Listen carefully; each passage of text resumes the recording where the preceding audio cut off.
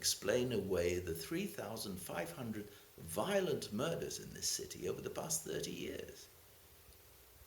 How is a religious prejudice of Protestants and Catholics in Belfast any different from that of Mary Tudor, who burnt 300 Protestants alive, or that of Catherine de Medicis, her St. Bartholomew's Day massacre of tens of thousands of Huguenots, or for that matter, of the other Tudors who burnt or drew and quartered and beheaded Catholic recusant martyrs? And doctrinal differences between Catholicism and Protestantism are far weaker than between Christianity and Islam. If men are still ready to kill for religious conflicts, who's going to convince me that religion is not rooted in the very heart of our cultures? So yes, my mother's Romanism and my father's Reformism truly were in conflict. But if religion is a weapon of mass destruction, surely that cannot be the case of something as dull as constitutional politics. How can anyone get excited about the differences between a monarchy, constitutional or not, and a humanist republic? Both appear pretty civilized. And yet more than 15,000 French nobles and priests lost innocence, lost their heads on the guillotine during the terror period of the French Revolution in the name of political belief. This was at a time of constitutional change and a result of fiery words, some spoken by Jean-Jacques Rousseau on the idea of a social contract to remove absolute monarchy and to distribute wealth equally, and others by Voltaire, who didn't have much time for priests as the lackeys of established monarchical power. Although they detested each other, between them they whipped up popular interest in revolution, admittedly after the 30th coldest summers in Europe of the past 600 years. The target was the king, and the solution was the Swiss Rousseau's idea of a republic.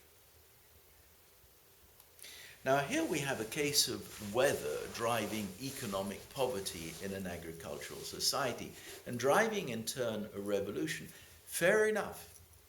But although cold summers have an undeniable impact on fortunes, the weather as a cultural driver still hasn't killed as many innocents as religion and political differences have.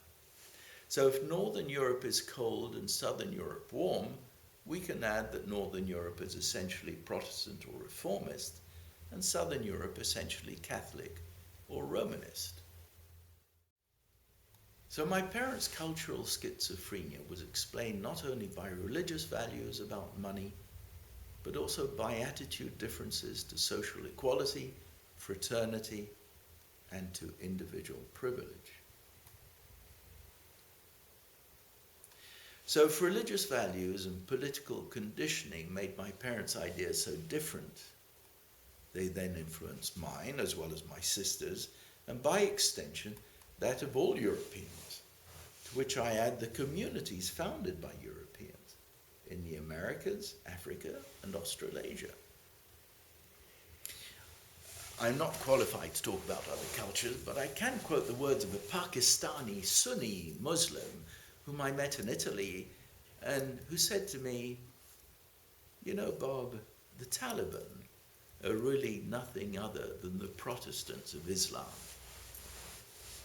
Now, the second idea is that my parents illustrated two opposing poles of European values. So let me start by giving my definition of Europe. Europe is surprisingly coherent. Despite the fact it's a multilingual group of nations, it's still the product, the common product, of 2,000 years of Christianity, 1,000 years of feudal and absolute monarchy, 500 years of Reformation thought, 250 years of Enlightenment republicanism following the French Revolution. Those are the four components. Christianity, monarchy, Protestantism as a result of the Reformation, and republicanism as a result of revolution. And of course of many, many wars of religion and of geographical territory. So when I look for a national identity of Europe, I look no further than Christianity, monarchy, and republic. This is where European ideals spring from, and other continents have developed their own different models. But Christianity, monarchy, and republic, as I define them here, are essentially European. Some European countries modernize culturally by stepping from Catholicism to Protestantism, others by quitting monarchy for republic. A few nations in the north did both, and many in the south did neither. Europe is a coherent collection of states. About 80% of Europeans are Christians, living in states almost all of which at one time or another were monarchies or feudal principalities. Today, 11 constitutional monarchies or principalities remain in Europe. The rest are republics. 20 of these republics appeared in 1917, when the German principalities, during the First World War, switched to a federation of small republics. My grandfather remembered that happening. So it's technically within living memory, almost. So the average European has an 80% probability of being Christian, holding beliefs somewhere along the Calvinist Catholic spectrum, and 100% probability of being either monarchist or Republican. This leaves us with 4 possible combinations, which I describe using the words ref for reformist, rom for Romanist, mon for monarchist, and rep for Republican. Each religious political combination gives a set of values. These are romrep, romon, refmon, and refrep, where we combine the religious and the political dimension of each individual.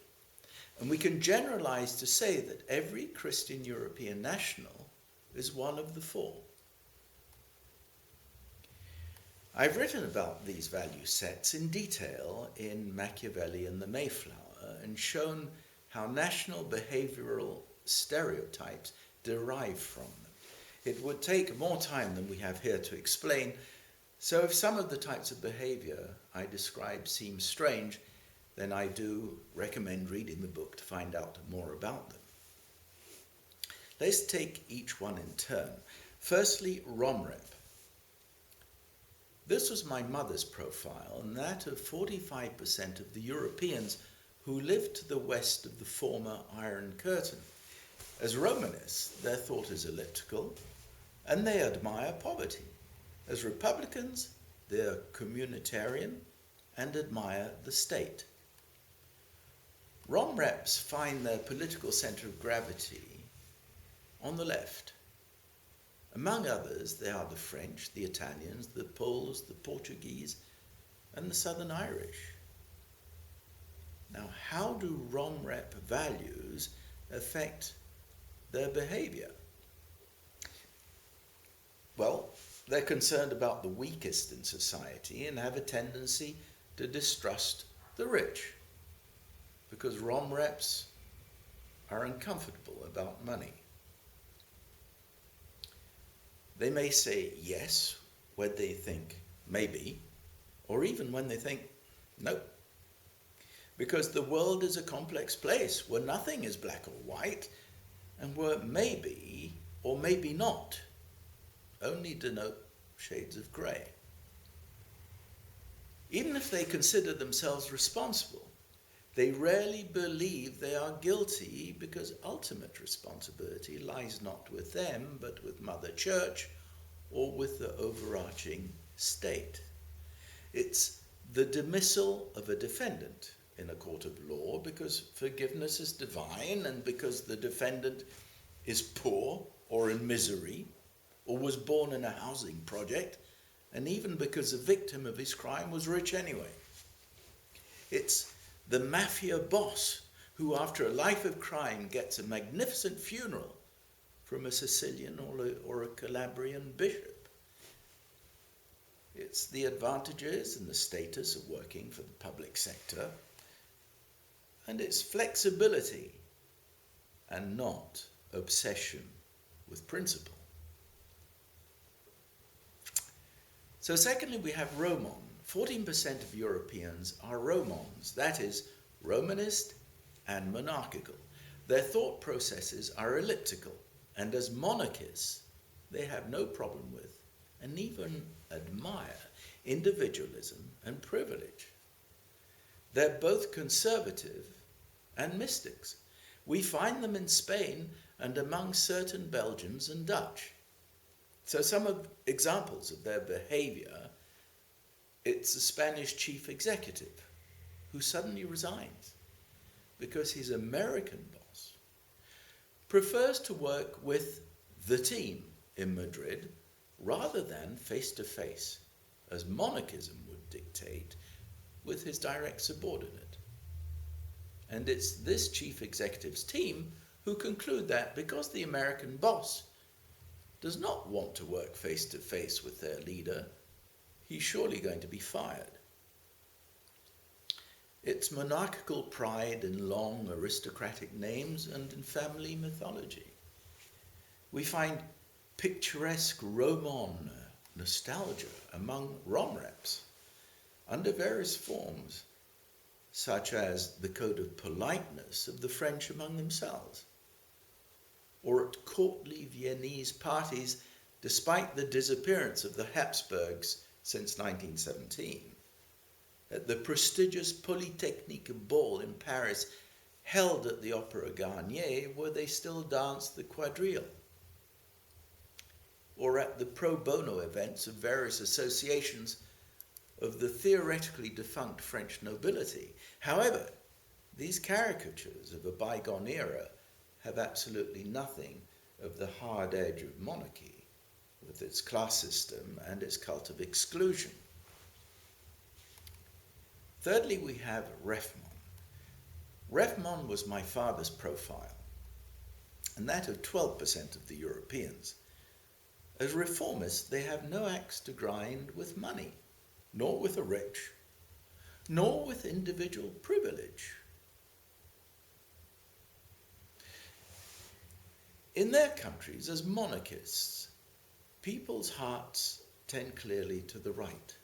Their countries have never seen an indigenous communist party as big as the post-war ones in France and in Italy.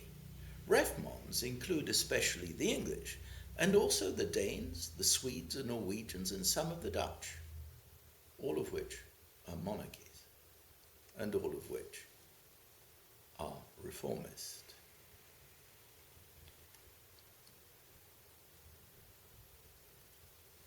I do add that for the Dutch, the population, rather like the Germans, is about half and half Catholic and Protestant.